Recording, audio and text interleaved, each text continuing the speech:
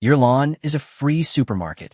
Those plants you've been pulling out and poisoning, dandelions, chickweed with sorrel, they're not weeds. They're some of the most nutritious food you can eat. Today we're going to show you 6 of these and how you can turn them into a dish that'll genuinely surprise you. Number 1. Dandelion, Taraxacum officinale. Our first stop is one of the most famous and maybe the most unfairly hated plant on the planet, the dandelion. This is the golden star of the foraging world, a true superfood we've been programmed to see as an enemy. But from root to flower, every single part of the dandelion is edible and packed with nutrition. Let's talk identification. Most of us know it, but the details are what count. Dandelions grow in a basal rosette, meaning the leaves all sprout in a circle from one central point low to the ground. The key is the leaves. They're deeply jagged, like teeth, which is where the name comes from, French for lion's tooth, or dandelion pronounced dandelion. A true dandelion has a single hollow stem for each flower.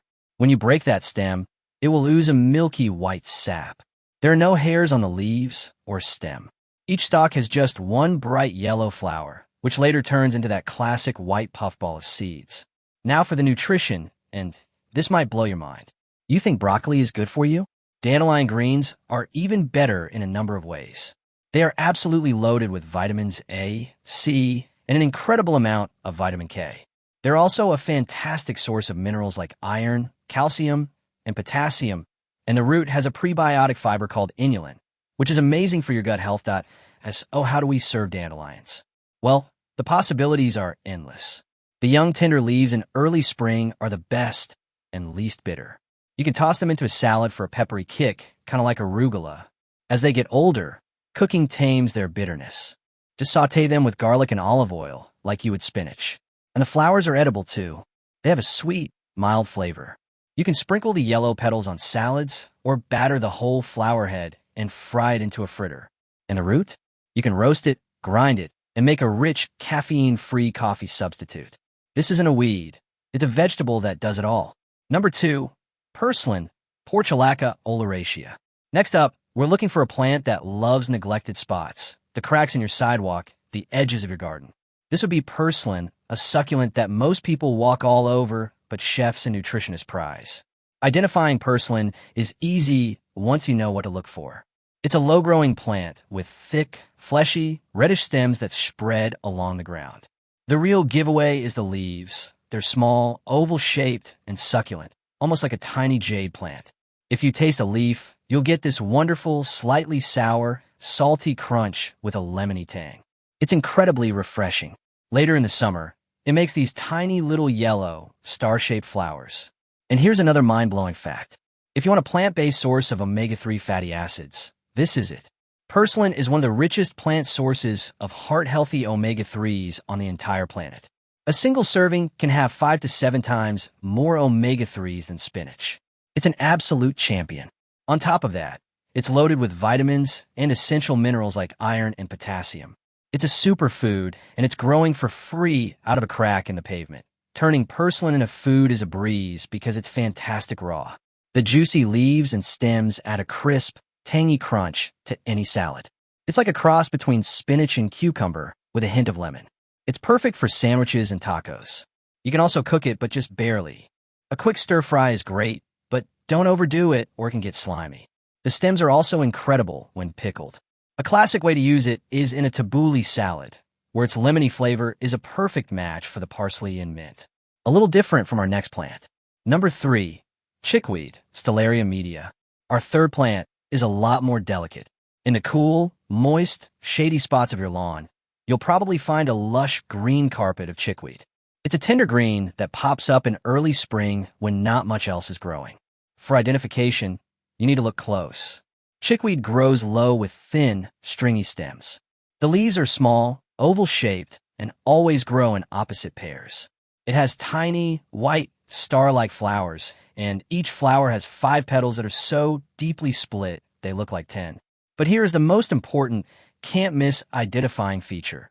Look for a single line of fine hair that runs up one side of the stem. At each pair of leaves, that line of hair actually switches to the other side. No other lookalike has this little mohawk, so it's a crucial detail to know. Nutritionally, Chickweed is a gentle giant. It's a great source of vitamins A, B, and C, and it's rich in minerals like calcium, iron, and magnesium. It's basically a wild multivitamin that you can pick for free. In the kitchen, chickweed is a treat. It tastes mild and refreshing, almost like corn silk. Its delicate texture is perfect for eating raw in salads or sandwiches instead of lettuce.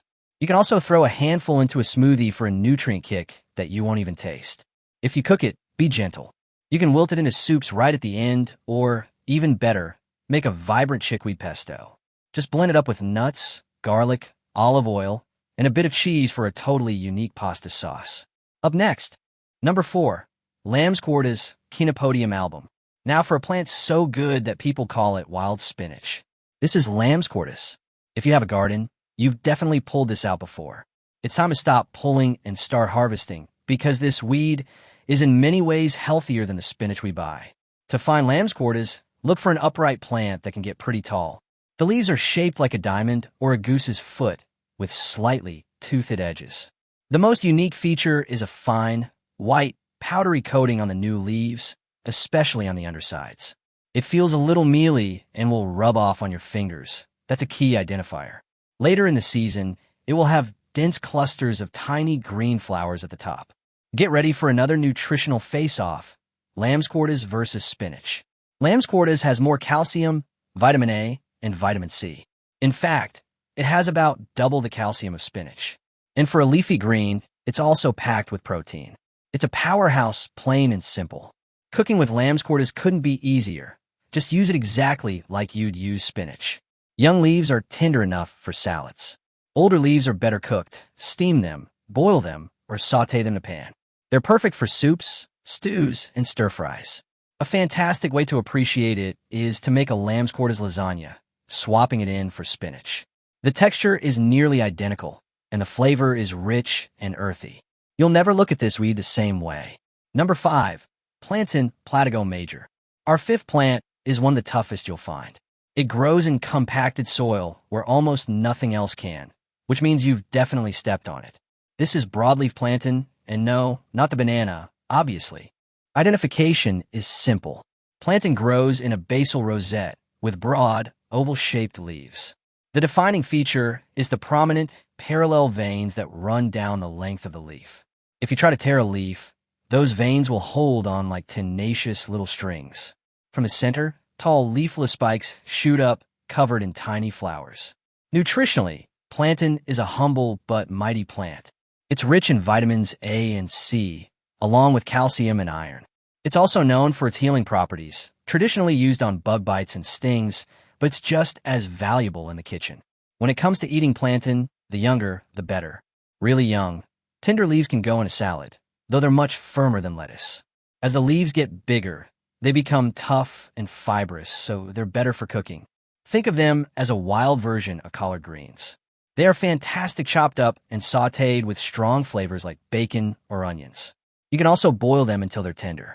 The seeds on the stalks are edible too and can be dried and ground into a flour, which acts as a fiber supplement much like psyllium husk, its relative. Number 6, garlic mustard, Alliaria petiolata. Our last plant is an invasive species, which means controlling it via harvesting and eating is actually good for your local ecosystem. This is garlic mustard, a plant with a bold flavor that's a gift to any forager. Garlic mustard has a 2-year life cycle. In its first year, it's a low-growing rosette of kidney-shaped leaves with scalloped edges. In its second year, it shoots up a tall stalk with more triangular, toothy leaves.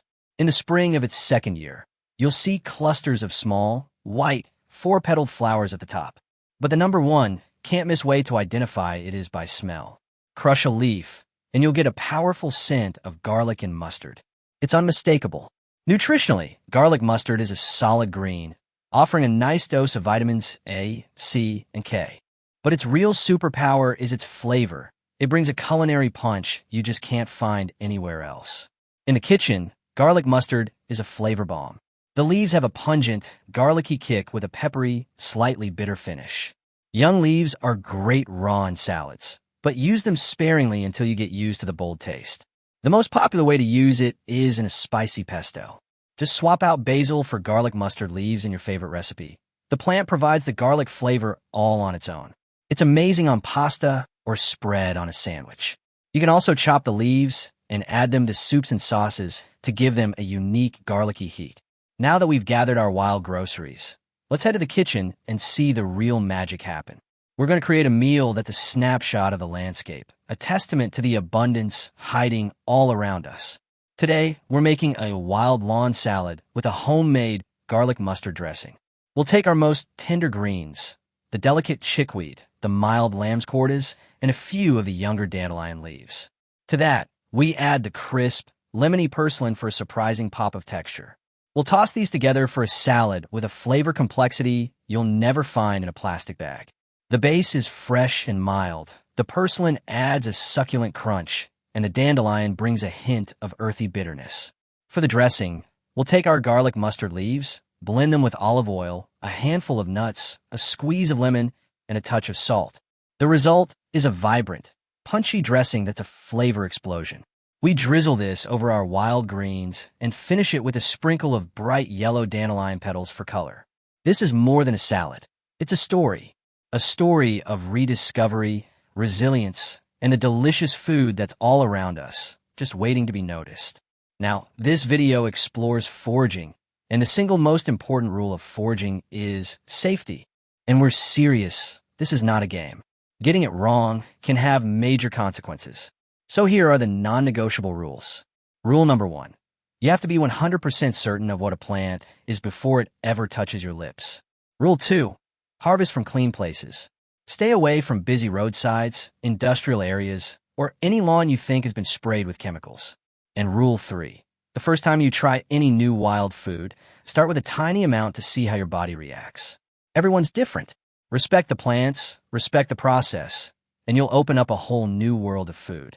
Let us know in the comments, which of these weeds do you have growing in your own backyard? And have you ever used them in your cooking? Thanks for watching, and happy foraging.